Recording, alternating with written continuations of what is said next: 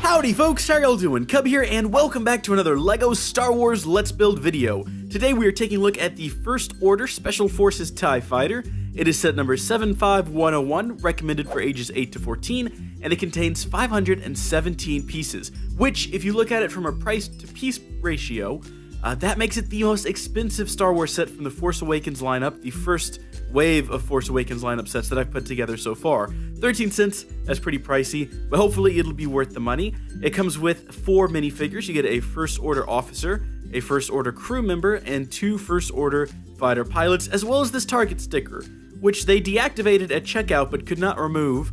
You can see they tried, but it started ripping up the box, and I was like, no! Just leave it. We'll just pretend it's not there. So moving on, real quick before we go any further, I do have a cold. I'm sure some of you have probably noticed. I do sound a bit sickly. I hope that's not too distracting for you. And we're just gonna ignore it. We're gonna move forward, and hopefully it won't be too distracting. So taking a look around the rest of the box, on the top we've got another look at our minifigures. You can see we've got our officer, our crew, our fighter pilot, and then an actual size representation of our fighter pilot there. Picking it up and swinging it around to take a look at the back. You can see, yes, the top pops open and the front folds down. That's pretty cool. You have a little bit of action here with the firing of the lasers. Ka-pa-choo, ka-choo. Right, we've got this sort of a blueprint style holographic readout over here on the side, as well as a list of weapons that are included. So you get 2 laser bolts, 3 weapons, and again down here you can see how the weapons fire. You get, oh wow, so both sides fold open. That's pretty neat. As well as the top, and you can put your 2 pilots in there, or if you maybe bought the Millennium Falcon and Poe's X-Wing, you could put Poe and Finn in there. Not that that happens in the movie. If you haven't seen it yet, I don't want to spoil anything. I'm just saying, that's a thing that you could do. You could also put Rey in there. I don't know. Just do whatever you want to. They're Legos. They're meant to be played with. We're going to go ahead and open this set up, and yes, unlike last time, I do have my knife with me. We're not even going to try with that scissor nonsense. We're going to cut open from this side, because usually I cut from this side. And I now have a disproportionate number of boxes that have been cut open from this direction. So we'll start with this side today for no real reason other than, why not? So let's get in there, gently fold these back. I just bumped the camera. My sincerest apologies. Flip this thing open. Over, I should say.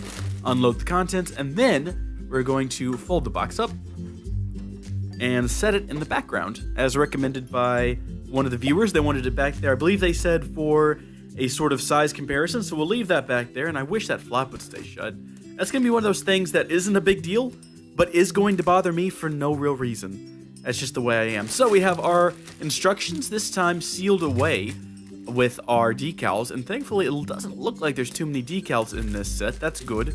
I really don't like them. Win! Do you want to win? Go win. Winning's awesome. Just ask Charlie Sheen. He loves to win.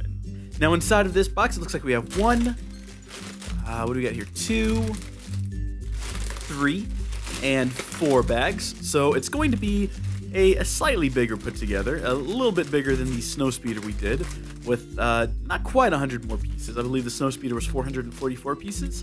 So looking forward to that. Doesn't look like there's any more decals in any of these bags, so I'm excited to get in there and get this thing put together. Let's get started.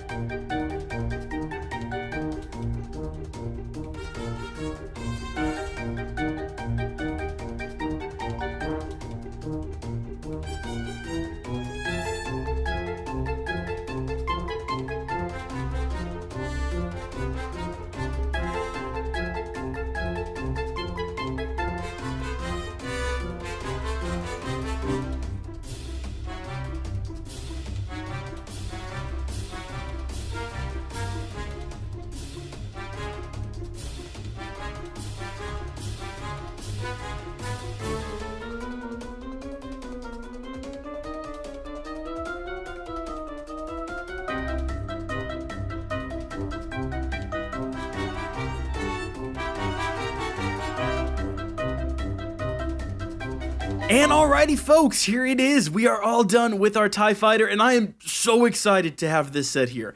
Ever since the Phantom Menace came out and they started doing the LEGO Star Wars sets, I've always wanted a TIE Fighter, all the way back to the original ones. I never had the money to buy one, and I still don't have the money to buy one. But you know what? I looked at the budget and I said I can do without bread, milk, and eggs for a week. For a TIE Fighter, I think it's money well spent. And you know what?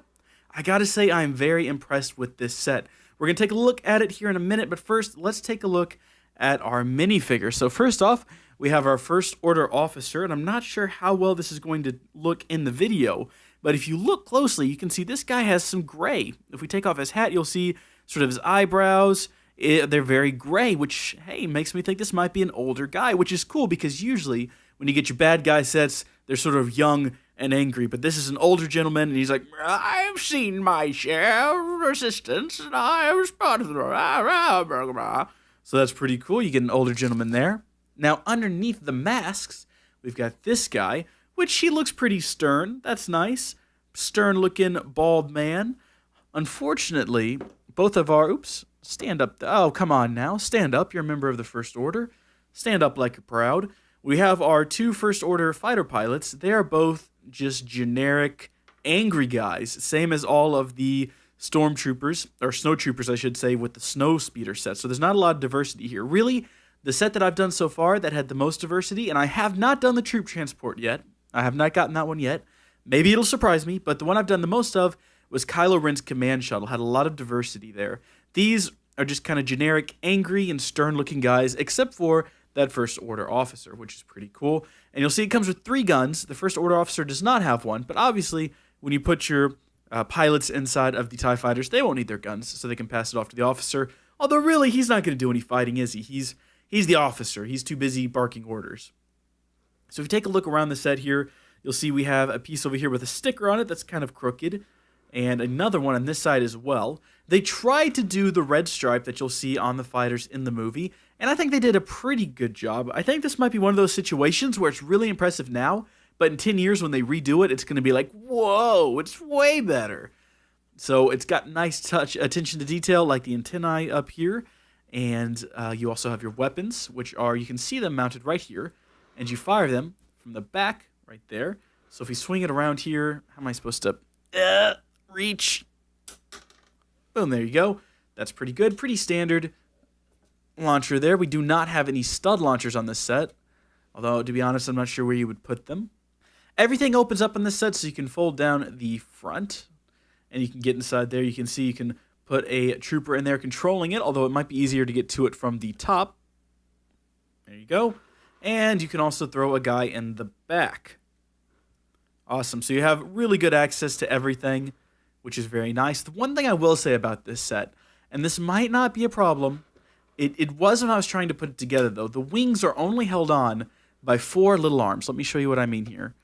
These 4 little blue arms are all that holds these wings on. And as you can see, they come off really easy. So if you want to do, let's say, a Special Forces TIE Fighter crash while you're playing with it, not that that's in the movie or anything. I don't want to spoil anything. But if you wanted to crash one, pop, you could just kind of have it laying on its side and have it pieces, the wings kind of off to either side. That's kind of cool for play, but really, they fall off very easily. In fact, let me see if I can...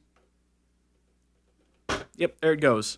So there you go, and that is with it pushed on there all the way. So that's a little bit flimsy, but aside from that, I don't think it's going to be a problem if these fall off.